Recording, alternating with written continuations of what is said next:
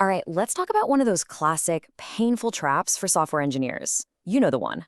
You pick the wrong synchronization primitive, and bam, your system's performance just falls off a cliff. So today, we're going to break down the huge differences between a Spinlock and a Mutex. The goal? To make sure you pick the right one every time and keep your system absolutely flying. Oh man, we've all been there, or at least somewhere pretty close. You're living a performance nightmare. The app is crawling, the server's on fire, and every profiling tool is pointing a big flashing arrow right at your locking strategy. Then someone on your team says, hey, why don't we just use a Spinlock? And what happens next?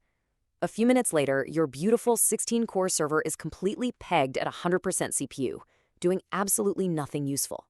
This is exactly the trap we're going to learn how to avoid. So here's the game plan. First, we'll lay out what this performance trap really looks like.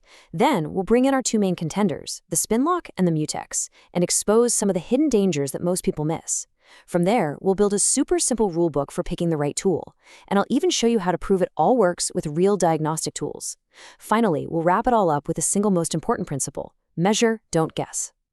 Okay, this is the most important thing to get in your head. Every single lock has a cost. There's just no free lunch when you're dealing with concurrency. And the trade-off is actually pretty simple. Spinlocks guard your code by just burning CPU cycles, spinning in a tight little loop. Mutexes, on the other hand, do it by putting threads to sleep, but that brings in latency from the operating system. And this, right here, shows you just how badly things can go when you pick the wrong tool for the job. I mean, think about it. If you use a Spinlock to protect an operation that takes 10 milliseconds, that is a complete and utter disaster. You've just incinerated a massive amount of CPU time doing literally nothing. But on the flip side, if your critical section is super short, say 50 nanoseconds, forcing a thread to take a 3-microsecond nap is just a huge, pointless overhead. So let's properly meet our two main players. I want you to think of them as having two totally different personalities, but they're both trying to get through the exact same locked door.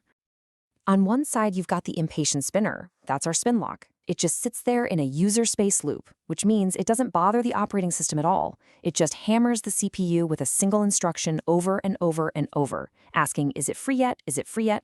This burns 100% CPU, no question. But if the lock happens to be free, it's incredibly fast. Then, on the other side, we have the patient sleeper, the Mutex. It checks the lock once. If it's busy, it makes a system call to the kernel using something called a futex and basically says, hey OS, wake me up when it's my turn. Now, this costs you a context switch, which is the overhead of the OS pausing your thread, but it frees up the CPU to go do something actually useful. But, the story doesn't end there. Not even close. There are some really critical gotchas, these hidden dangers that even seasoned engineers can totally miss if they're only thinking about CPU time versus sleep time. First up, the preemption disaster. Okay, picture this. Your thread grabs a Spinlock, and right at that moment, the operating system scheduler decides you're paused and lets another process run.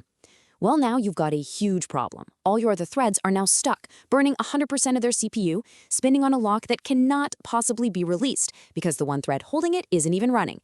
Now, inside the Linux kernel, they can just turn off preemption to stop this. In your application, yeah, you can't do that. Next, let's talk about priority inversion. This is a classic recipe for deadlock. A high-priority thread needs a lock, so it starts spinning, completely maxing out a CPU core.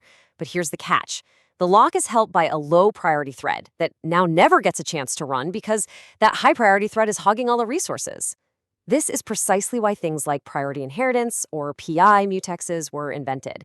They solve this by temporarily boosting the lock holder's priority. A Spinlock just can't do that. And finally, there's this really subtle but absolutely deadly performance killer, cache line bouncing. See, every single time a CPU core tries to grab that Spinlock, it's trying to write to a memory location. That atomic operation forces all the other CPU cores to throw out their own cached copies of that memory. This creates a massive hidden storm of traffic across the CPU's internal network. It's the hidden hardware price you pay for having a bunch of threads spinning on the same thing. Okay, so with all those scary scenarios in mind, how in the world do we make the right choice? Well, it's not about gut feelings. It's about having a clear, actionable game plan that's based on real data. This decision matrix pretty much lays it all out for you. Your choice really boils down to two things: how long are you holding the lock, and how many threads are fighting over it? If your critical section is insanely short, we're talking under 100 nanoseconds, a spin lock is probably your best bet. You'll waste less time spinning than you would on a whole context switch. But as soon as that hold time gets longer, or you get more threads in the mix, you absolutely want a Mutex to let the scheduler do its job and manage things efficiently. Theory is great and all, but let's get practical. How do you actually diagnose this stuff and prove what's happening in a real live system? Because seeing is believing, right? So the first and probably the easiest proof is something you can see for yourself with just one command. Imagine we have a little test program where a bunch of threads are all fighting for one spin lock. If you just watch it with a tool like Top, the result is instant and it's undeniable. And this is exactly what you'd see. The Spinlock test is just going to pin your CPU cores at 100% while those threads just spin and spin and spin. But the Mutex test, way lower CPU usage. Why? Because the threads that are waiting are just politely put to sleep by the OS, which frees up the CPU to do other things. This chart just makes the waste from spinning painfully obvious. Okay, for our next piece of evidence, let's look for a different kind of clue: system calls. A spin lock, remember, does everything in user space. But a mutex under contention has to go talk to the kernel, and we can use a cool utility called strace to count every single one of those conversations. And the result is pretty dramatic. A mutex test with a lot of fighting threads will make tens of thousands of these futex system calls. That number makes the whole idea of kernel overhead really tangible, right? Every one of those calls is a round trip from your app down into the OS to manage sleeping and waking. A spinlock, on the other hand, it'll make almost none. This just shows you how fundamentally different they are. And hey, to round out your diagnostic toolkit, you can use perfstat to directly measure contact switches and cache messes. That'll point you right at either mutex overhead or spinlock contention. You can even dig into the proc file system and see if your threads are sleeping voluntarily, which is what a mutex does, or being kicked off the CPU involuntarily, which is the big danger for a spinlock. All right, let's bring this all home. After looking at all this evidence, what's the core philosophy, the main idea we should walk away with? It's this, right here. There is no silver bullet. The mark of a true professional isn't just knowing one best answer, it's knowing how to apply the right process. You have to profile your application. You have to measure how long your critical sections actually are. You need to understand your level of contention. And then, and only then, can you pick the tool that actually matches the problem you're trying to solve. So the next time you're staring at a performance graph and your latency is just shot, I want to leave you with this one question to think about. Do you really know what your locks are doing? Are they spinning away, wasting precious CPU?